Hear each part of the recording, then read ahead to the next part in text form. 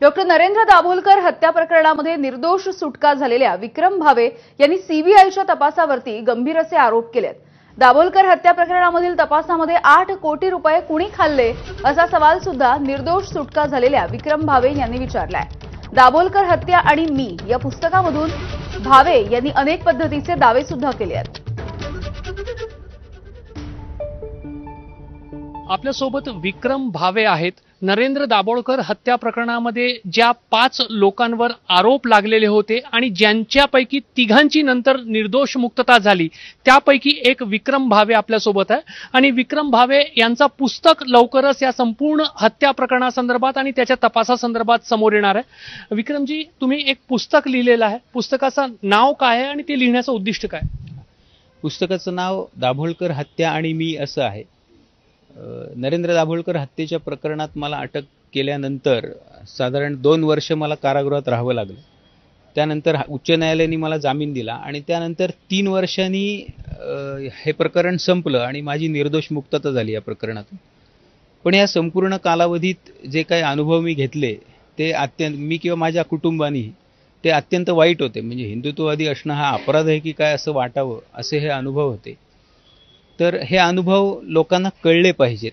त्याचा उद्देश हा की मी काही भोगलं याचं रडगाणं मला गायचं नाहीये, पण एक हिंदुत्ववादी असल्यामुळे मला आणि माझ्या कुटुंबाला इतकं काही भोगावं लागत असेल तर मी असं समजतो की एक हिंदू विरोधी किंवा हिंदुत्व विरोधी एक षडयंत्र या देशात रचलं गेलेलं आहे किंवा रचलं जात आहे।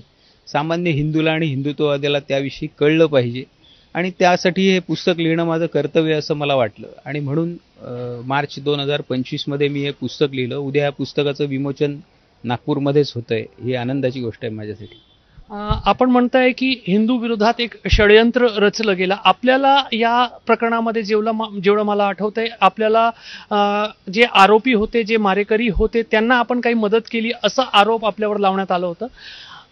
तपास यंत्रणा तो आरोप सिद्ध करू शकले नाही। हो, माझ्यावर आरोप सीबीआयने असा ठेवला होता की मी जे कोणी कथित मारेकरी आहेत, शूटर्स, त्यांना मी रेकी करायला म्हणजे पुण्यातले रस्ते दाखवायला मदत केली असा सीबीआयचा दावा होता आणि त्याच्यासाठी 2 मोबाईल नंबर ते वारंवार सांगत होते आणि ते 2 मोबाईल नंबर माझ्या वापरात होते आणि ते घटनेच्या 10-15 दिवस आधी घटनेच्या ठिकाणी रोम झाले होते ॲज पर CDR अनालिसिस असं ते 6 वर्ष सांगत होते। पण या खटल्यातला तपास अधिकारी सुभाष रामरूप सिंग याला उलट तपासणीच्या वेळेला माझ्या वकिलांनी विचारलं की गेली 6 वर्षात शेकडो वेळा ज्या CDRचा उल्लेख तुम्ही केलात तो CDR द्या आता। तेव्हा त्यांनी निर्लज्जपणे सांगितलं की असा कुठलाही CDR माझ्या हातात आजपर्यंत नाही, मला तोंडी माहिती होती त्याच्यावर मी कोर्टात शपथेवर सांगत राहिलो। त्या CDRच्या आधारावर तुम्ही किती दिवस तुरुंगात राहिले? 2 वर्ष मी तुरुंगात होतो त्याच्या आधारावर। या संपूर्ण प्रकरणामध्ये जेव्हा सीबीआयची एंट्री झाली एक खास मोहीम ठाण्याच्या खाडीमध्येही करण्यात आलेली होती। ती मोहीम, शोध मोहीम काय होती, किती खर्च त्याच्यावर झाला आणि फलित काय झालं? यामध्ये संजीव पुनाळेकर यांच्यावर शस्त्र नष्ट करायचा सल्ला दिला असा आरोप होता, जो खोटा होता। पण स्वतःचा खोटा आरोप सिद्ध करण्यासाठी किंवा खरा आरोपी मग शोधला तर त्यांची तीच थेअरी जाईल, पुनाळेकरांवर आरोप जो केला होता ती। म्हणून मग खरे आरोपी न शोधता त्या ठाण्याच्या खाडीमध्ये त्यांनी एक पिस्तूल शोधण्यासाठी मोहीम राबवली। नॉर्वेचे डायव्हर्स बोलवले, दुबईच्या एका कंपनीला कॉन्ट्रॅक्ट दिलं, 8.25 कोटी रुपये त्याच्यावर खर्च केले गेले। स्वतंत्र भारतातली ही पहिली केस असेल की एक पिस्तूल शोधण्यासाठी 8.25 कोटी रुपये खर्च केले जातात। या खटल्यामध्ये FIR झाल्यापासून जजमेंटपर्यंत साधारण 25,000 कागदपत्रांचं रेकॉर्ड क्रिएट झालेलं आहे। पण या 25,000 कागदपत्रात त्या 8.25 कोटी रुपये जे खर्च करून शोध मोहीम राबवली त्याविषयी A4 साईजचा एक कागद सुद्धा नाही। ते पैसे कुणी खाल्ले हा माझा आज प्रश्न आहे। पिस्तूल मिळालेलं नाही। आपण म्हणताय की हिंदुत्वाच्या विरोधात एक कट होता आणि त्यामुळे तुम्हाला आणि इतर जे निर्दोष ज्यांची मुक्तता झाली त्यांना या प्रकरणामध्ये गोवण्यात आलं। मात्र ज्या काळात नरेंद्र दाभोलकर यांची हत्या झाली, मग तपास सुरू झाला, मग ते सीबीआय पर्यंत गेलं। बऱ्याच कालावधीमध्ये हिंदुत्वाचा वारसा सांगणारं भाजपही महाराष्ट्रात सत्तेत होता, देशात तर सत्तेत होतच होतं। मग हिंदू विरोधात हा कट कसा असू? तुम्हाला आठवत असेल संसदेत काही दिवसांपूर्वी राहुल गांधी असं म्हणाले होते की सरकार तुमचं असलं तरी सिस्टीम आमची आहे।